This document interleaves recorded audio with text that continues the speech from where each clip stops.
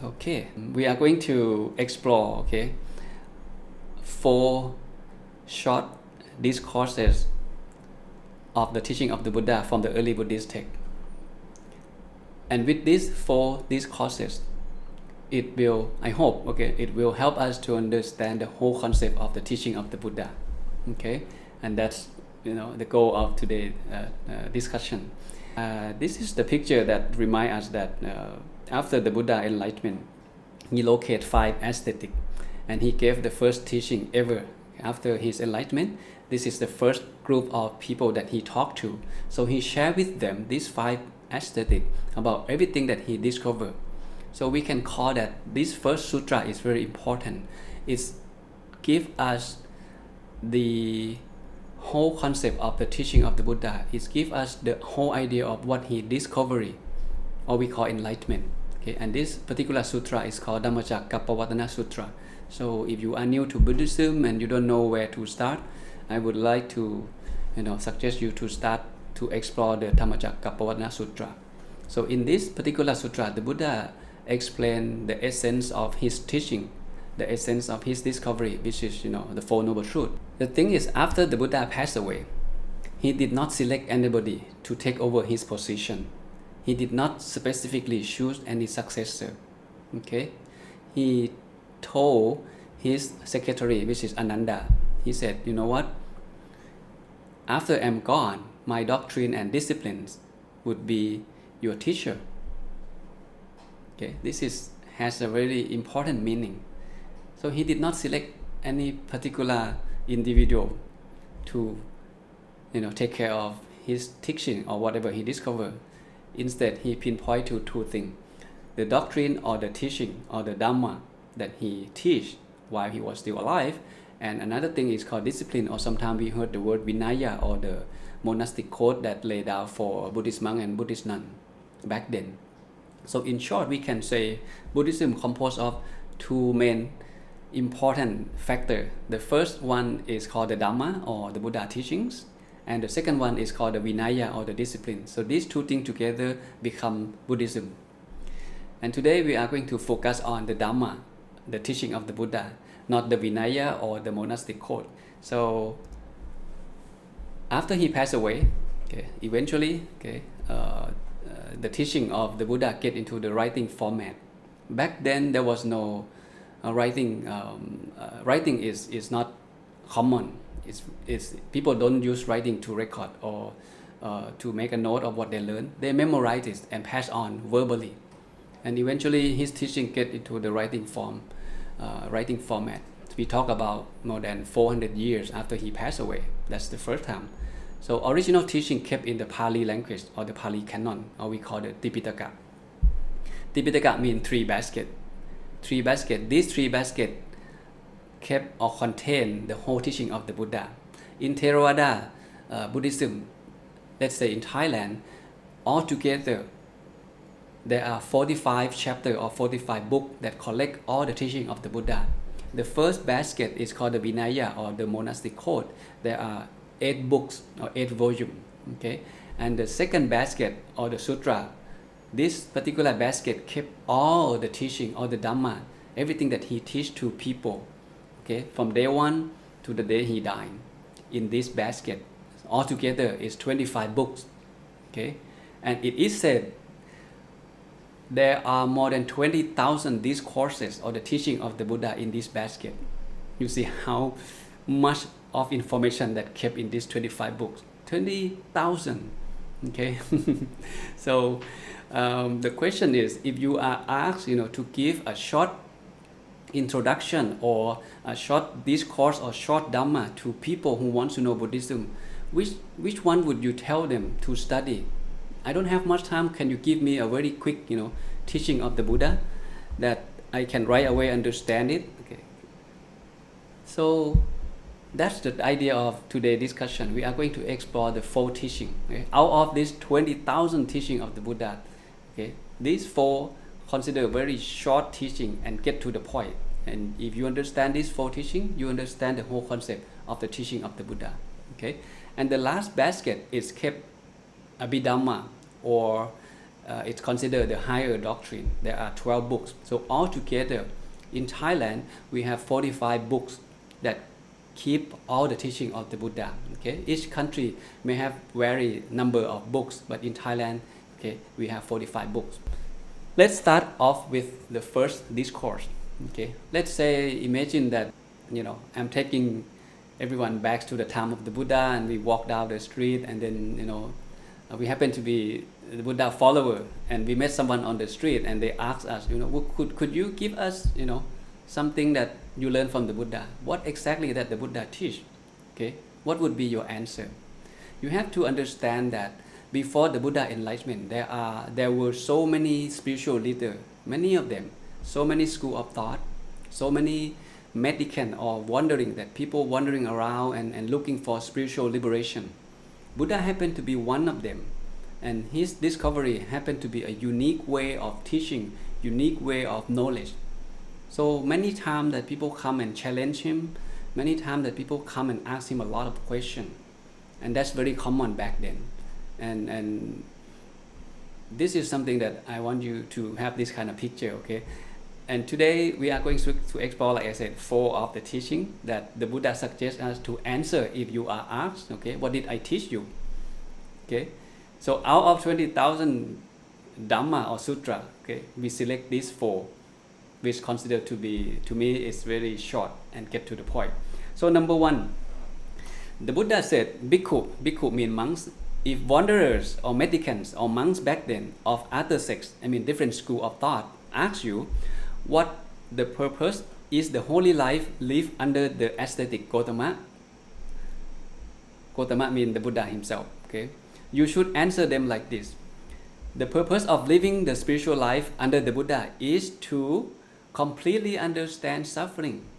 That's the answer he suggests you to answer if you are asked.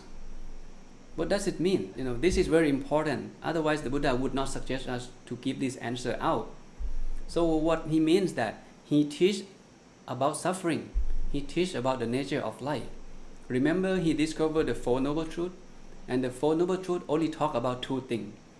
The first 2 noble truths talk about the nature of life, the suffering or unsatisfactoriness, and the cause of suffering. And number 3 and number 4 talk about how to end suffering. So suffering and how to end suffering, that's the essence of the teaching of the Buddha. Other than that, he would not very much interested in answer the question. Okay, like, who created the universe? Is the universe finite or infinite? Something like that. Very metaphysical question. He usually not, very much interested in giving out the answer. But if someone asks him about suffering and how to end suffering, this give him a lot of motivation to give out the answer. So this first discourse telling us that give a lot of importance, okay, in telling people that he teach about suffering. So whoever follow his teaching, the first thing is you must understand that the nature of life. What is the nature of life? Which is, in this case, the nature of life is dukkha or suffering. Okay, so today's topic, I'm not here to explain you about what the 4 noble truths are. Okay, we are going to stick with the objective, which is to explore the 4 discourses, very short discourses that give us the whole idea of the teaching of the Buddha. And that is the first one that the Buddha talk about. Okay, if you follow my teaching, what am I going to teach you is about the nature of life. And what is the nature of life? And this is it. Nature of life is suffering. And why is that? He specifically mentioned that what he means by suffering. Okay, monks, what is dukkha or suffering? It should be said that it is the 5 aggregates of attachment is suffering or dukkha or unsatisfactoriness. Whenever we are attached to something, clinging on something, that's when you are jeopardize yourself to encounter something called dukkha or suffering. The second discourse that continue from the first one, Buddha said, monks, if someone asks you, what purpose is the holy life lived under aesthetic Gotama, which is the same question but different answer, you should answer them like this: the purpose of living the spiritual life under the Buddha is for the destruction of the 10s, okay, this is another technical term. The tens refer to the tanha, or the craving or desire. So the first one, if you follow my teaching, I will teach you about nature of life. And what is the nature of life? Nature of life is suffering. And what causes suffering? This is the one. I will teach you the cause of suffering, which he points to something called the tens, which is tanha. And what is tanha? To keep it precise, tanha, English translation usually use the word desire, craving, or thirst. Okay, there are three kinds of them. The first one is craving for sense pleasure. The second one is crave for becoming or existence. And the last one is crave for non-existent or non-becoming. These are the three kinds of tanha. Okay, there are details of each particular tanha, what it is and how it works, how they run our life, how they cause us suffering. Okay, so I want you to see the connection between the first teaching, which is the Buddha talk about nature of life, which is life is suffering. And why we're suffering? Because we cling on the five aggregate.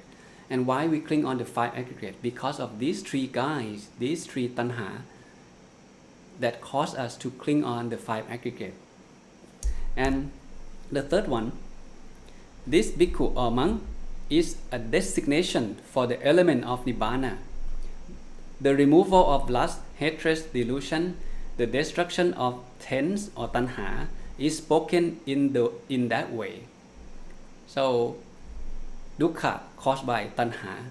Okay, and once someone get rid of tanha or craving, once you get rid of these three craving, okay, you automatically remove the defilements, three major defilements: lust, hatred, and delusion. And once this thing happen to anybody, once you get to that point, you remove lust, hatred, and delusion, or you remove tens or craving, you will experience something called nibbana. And this is one important keyword in the teaching of the Buddha. We have to know nibbana. We have to hear this word, and we have to understand what nibbana means. Okay? So in this case, nibbana is an experience. And how can we experience that? So we have to get rid of the craving. We have to get rid of hatred, lust, and delusion. Move on to number 4. You see, it's very short, that's why it's very quick. What is the final goal of the holy life? Okay, what is it? The final goal, why you follow the teaching of the Buddha? What would you expect at the end? The Buddha said, this noble eightfold path, monks, is the holy life. The destruction of lust, hatred, and delusion, this is the final goal of holy life. So in other words, the final goal, whoever follow the teaching of the Buddha, okay, you're on your way on the journey of self-development to remove lust, hatred, and delusion, to get rid of the tens, which is the cause of suffering. Once you get rid of the cause of suffering, then there will be no more of suffering. If you have no knowledge whatsoever that your own life is suffering, and that's the nature of life, you will not look for the cause of suffering, and you will not look for the way to get rid of suffering. And that is why you will be born and reborn in the cycle of suffering for a countless lifetime. Okay? And how to get rid of the tens or the tanha? The Buddha specifically pinpoint something called the Noble Eightfold Path. Of course, there are 8 of them: right will, right intention, right speech, right action, right livelihood, right effort, right mindfulness, and right concentration. Okay, so this can be another whole big topic that explain about the Eightfold Path. And the rest of his teaching, okay, stem from the Eightfold Path. In that 25 books of Sutta basket stem from this Eightfold Path. So he mentioned that. So we have complete 4 short discourses. So far, do you see the connection? Do you see the big picture of the teaching of the Buddha, or what he actually discovered? In fact, we just talk about the 4 Noble Truths. We talk about nature of life, that dukkha or suffering or unsatisfactoriness. We talk about the cause of suffering, which is craving, and we talk about the ending of suffering, which is nirodha or nibbana, the same word, the same thing. And we also talk about the way that lead us to free ourselves from suffering, which is the Noble Eightfold Path. This is extra information. Okay, Buddhathasa is one of the well-known Buddhist scholar in Thailand. He passed away a long time ago. someone asked him, could you give us one sentence after you have learned all the teaching of the Buddha? He is the Buddhist scripture expert. And he said, one sentence that I can give you, okay, from everything that I have learned throughout my life of the teaching of the Buddha is this sentence. He said, all the Dhamma should not be clung to as I, me, or mine. That's it. And he wrote the book called I and Mine, like about 300 pages that explain about why this sentence is very important. And he considered this sentence is the essence of the teaching of the Buddha.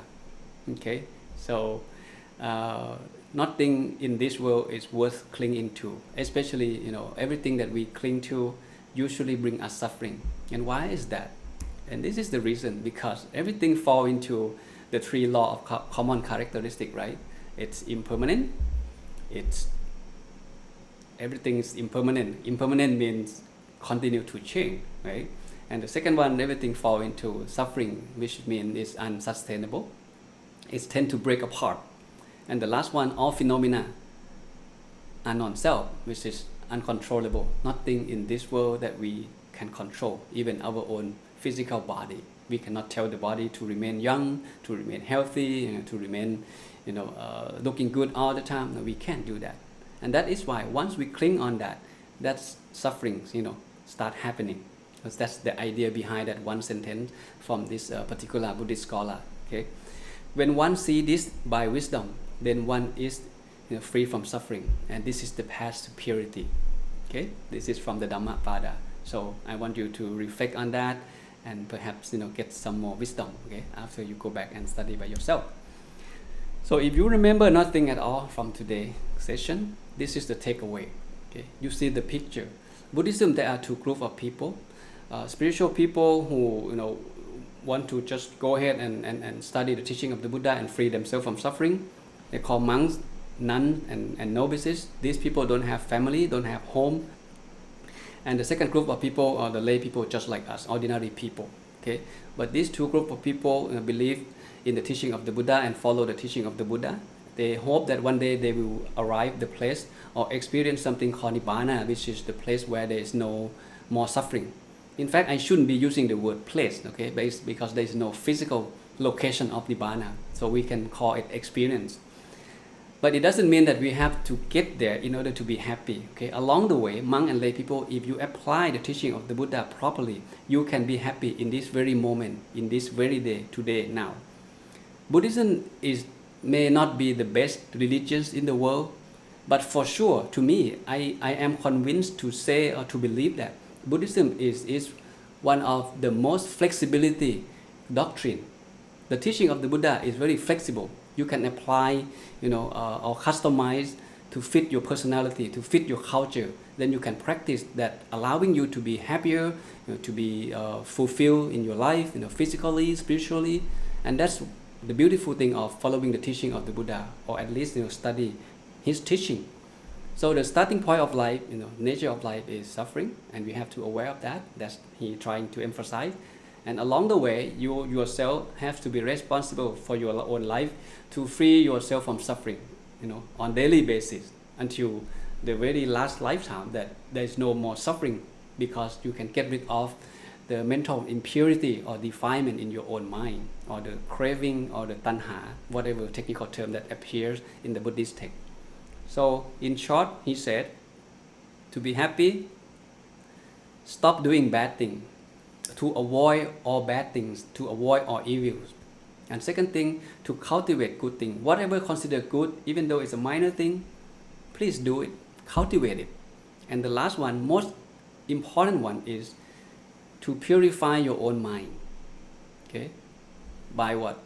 By meditation. That's what we just did, right? So this, again, can be considered the practical way of the essence of the teaching of the Buddha. To avoid doing bad, to continue doing good, and to meditate, to purify one's mind or your mind. Okay? So with that, I think I'm done for today. Okay. So until we meet again, so Luang Pi truly wish everyone to stay safe, okay, stay healthy and happy. Okay, please have a nice day.